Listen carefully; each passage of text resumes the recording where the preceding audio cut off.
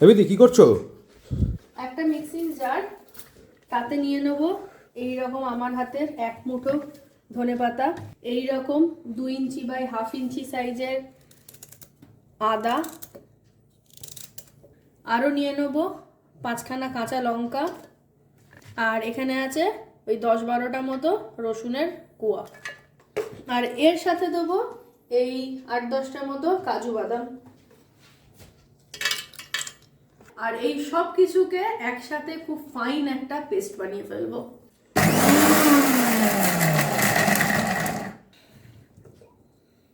তো একদম সুন্দর একটা ফাইন পেস্ট হয়ে গেছে এখানে রেডি। এই যে তো নেক্সট এবার তো এখানে নিয়ে নিয়েছি 750 গ্রাম মতো চিকেন, আর এই যে বোনলেস চিকেন একটু বড় কাবাব সাইজ করে কেটে নিয়েছি। এবার যেটা করব, এই যে পেস্টটা বানিয়ে রেখেছিলাম এই পেস্টটাকে এটার ভেতরে মিশিয়ে দেবো।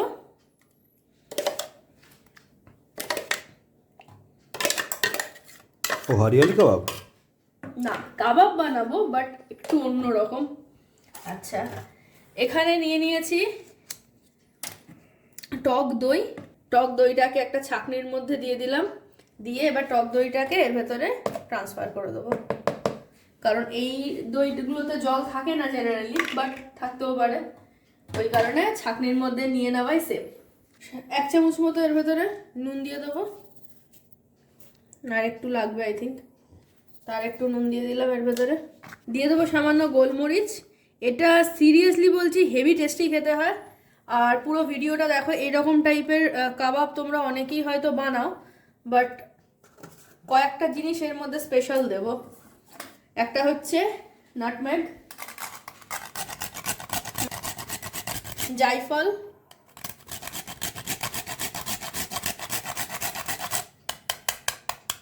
এই যে সামান্য জায়ফল ঘষে নিলাম। তো এখানে আছে 1.5খানা মতো চিজ কিউব, চিজ কিউবটাকেও দিয়ে দেবো। চাইলে তোমরা লিকুইড চিজও ব্যবহার করতে পারো, বাট এখন আমার কাছে লিকুইড চিজটা নেই, তো সেই কারণে আমি লিকুইড চিজটার জায়গায় এই চিজ কিউবটা দিচ্ছি। 500 গ্রামের জন্য একটা চিজ কিউব, এবার যেহেতু এখানে 750 গ্রাম রয়েছে ওই জন্য আমি 1.5খানা চিজ কিউব ব্যবহার করলাম। এরপরে দিয়ে দেবো ফ্রেশ ক্রিম। এতক্ষণে মোটামুটি বুঝতে পেরে গেছো যে আমি এখন কি বানাতে চলেছি। ওই 2 চামচ মতো ফ্রেশ ক্রিম এর ভেতর দিয়ে দিলাম। শীতকালে না ফ্রেশ ক্রিমের টেক্সচারটা হেভি সুন্দর হয়। এবার এই সব কিছুকে মিশিয়ে নেবো। 1 সেকেন্ড, চামচে করে মেশালে না ঠিক ব্যাপারটা জমে না। এই সত্যি কথা বলতে চিকেনের এরকম কাবাব টাইপের কোনো প্রিপারেশন বানাতে গেলে হাতের যে টেম্পারেচারটা সেটা খুব ম্যাটার করে। তো যাই হোক, সব কিছুকে খুব ভালো মতো মাখিয়ে নেবো। সুন্দর করে মাখিয়ে নিতে হবে, অনেকক্ষণ ধরে বেশ ভালো করে মাখিয়ে নিতে হবে। কারণ কাবাব এমন একটা জিনিস মাখানোতেই কিন্তু অর্ধেক রান্না হয়ে যায়। Last but not the least, তোমরা চাইলে দিতে পারো, না চাইলে স্কিপ করতে পারো, সামান্য চিনি দেব পুরো ফ্লেভারটাকে ব্যালেন্স করার জন্য। চিনি কিন্তু শুধুমাত্র মিষ্টির জন্য না, যে কোনো খাবারের ফ্লেভারটাকে অ্যাডজাস্ট করার জন্য দেওয়া হয়। তো এইরকমভাবে সুন্দর করে মাখাতে হবে যেন চিকেনের রন্ধে রন্ধে যেন মশলাগুলো ঢুকে যায়। তো অনেকে বেসন দেয়, আমি সামান্য ছাতু দেবো যাতে চিকেন থেকে ম্যারিনেশনের পরে যে এক্সেস ওয়াটারটা বেরোবে সেটা যেন ছাতুতে টেনে নেয়। ওই 1 চামচ মতো ছাতু দিলাম। এইটা দিলে কি হবে, ওই চিকেনের যে এক্সেস ওয়াটারটা সেটা রিলিজ করে এই পুরো ম্যারিনেশনটাকে কিন্তু পাতলা করবে না, মানে এই যে থিক ব্যাপারটা রয়েছে এটা কিন্তু ঠিকই থাকবে। সবশেষে আর একটা জিনিস দেব, সেটা হচ্ছে সবাই তেল দেয়, আমি তেলের জায়গায় সামান্য ঘি দিচ্ছি। এই যে এইটুকুনি মতো ঘি দিচ্ছি। ঘি দিয়ে ভালো করে মাখাবো।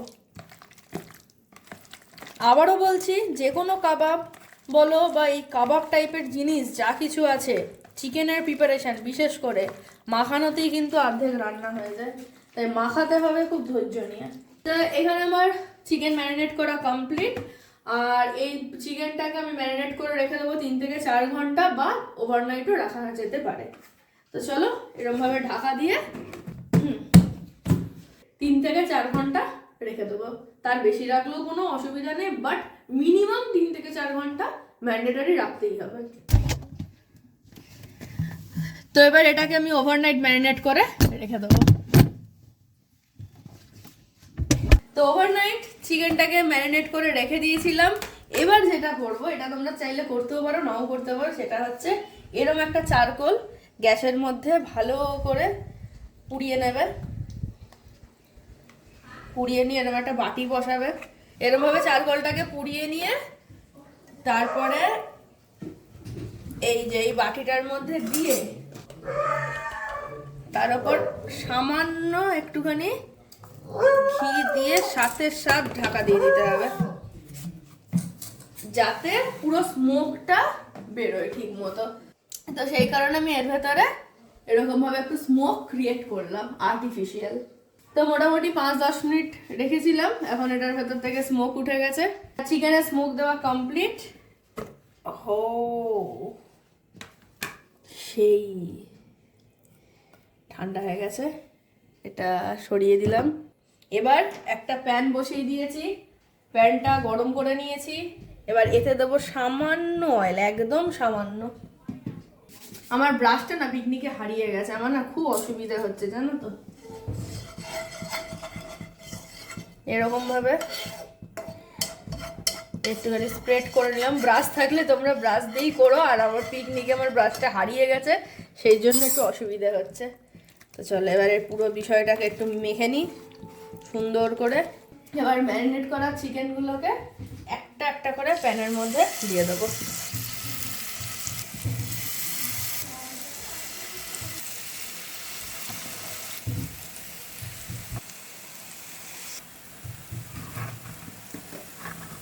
তো কাবাবের কি ভালো স্মেল আসছে। তো এগুলোকে খুব ভালো করে রান্না করে নেবো এরকমভাবে ঢাকা দিয়ে, যাতে চিকেনটা সফটও থাকে, জুসিও থাকে, অথচ বোথ সাইড খুব ভালো মতো কুক হয়।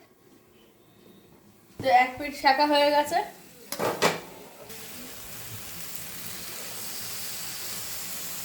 তো এক পিঠ হালকা করে সেকে নিয়ে আর একটা পিঠ উল্টে দিলাম এরকম ভাবে।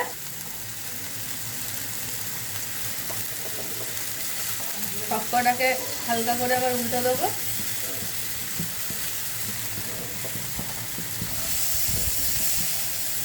দিয়ে এটাকেও ঢাকা দিয়ে এপিট ওপিট দুপিট কুক করে নেবো খুব ভালো মতো।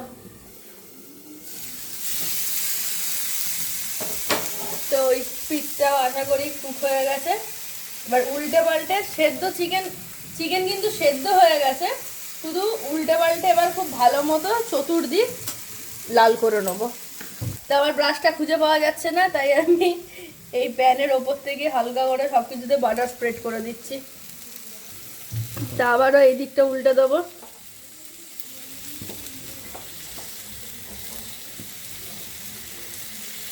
কাবাবগুলো খুব সুন্দর করে বোথ সাইড কুক হয়ে গেছে, দেখতেই পাচ্ছ। এই যে তো কাবাবগুলো রেডি, এগুলোকে একটা একটা করে তুলে নেবো।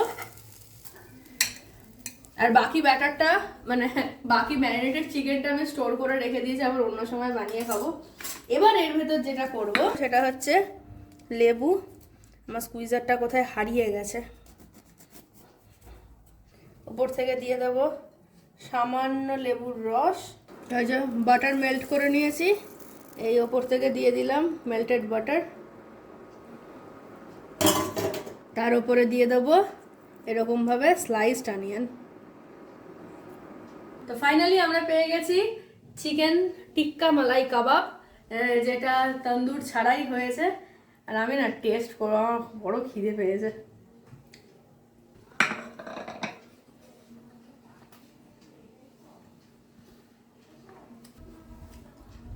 Just too good. এটা নিয়ে আর কোনো কথা হবে না, বাড়িতে বানিয়ে দেখো, আশা করি ঠকবে না। আর প্রিপারেশনটা তোমরা দুইভাবে করতে পারবে। আগের দিন হাফ করে রাখলে, পরের দিন জাস্ট সেঁকে নিলে। তো ভিডিও কেমন লাগলো অবশ্যই কমেন্ট করে জানিও, ভালো লাগলে একটা লাইক শেয়ার কমেন্ট করে দিও। See you in the next video, till then bye by.